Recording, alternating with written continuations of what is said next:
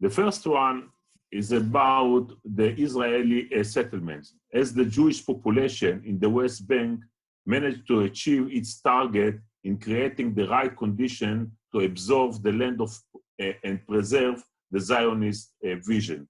And the Zionist vision, of course, is to be a democratic and Jewish state.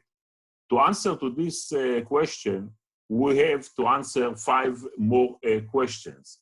And the first one is the number of the Jewish settlers in the area is a critical mass. The second is about the dynasty of the population. I'm talking about the Israeli settlers. The third one is about the ranking of the settlements built according to the size and the location.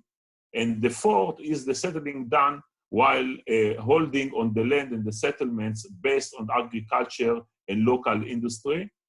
And the last one is about the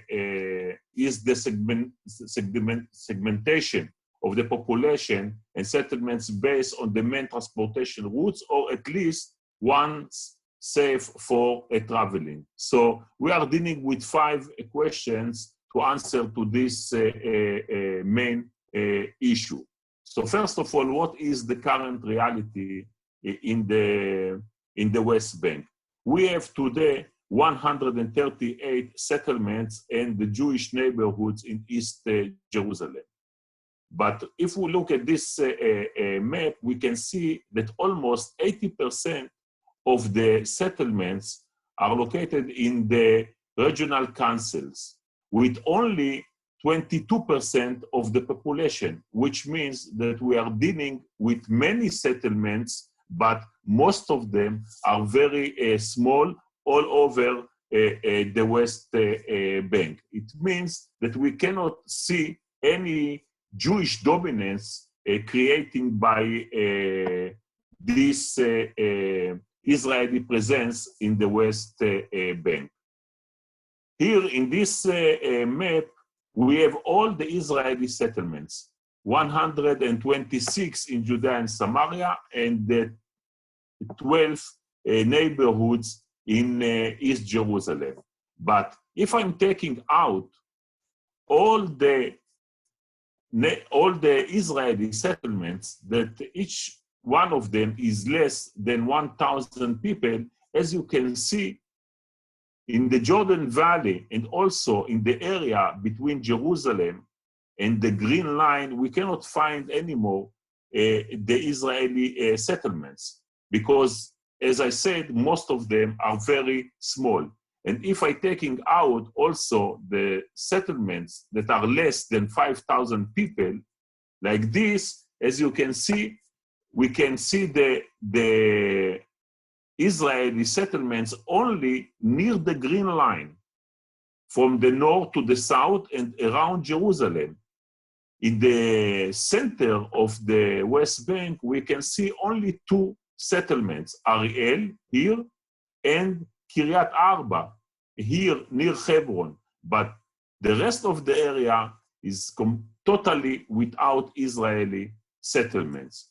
So even we are going to compare the demography balance in each district of the Palestinian Authority, as you can see, in each district, the majority is the Arabs.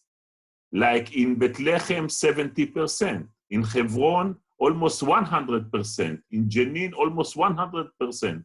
Only around Jerusalem, we can see a different situation, but still we have the Arab majority with 62%. And here it means that in this table, we can see that the Arab majority is about 82% of the total population of the West Bank.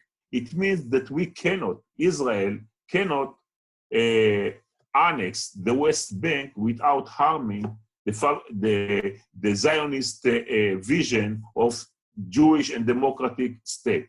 But even in each area, here one of the 4 main Jewish settlements area, we still don't have the Jewish majority. Here in the Jordan Valley, we have 88%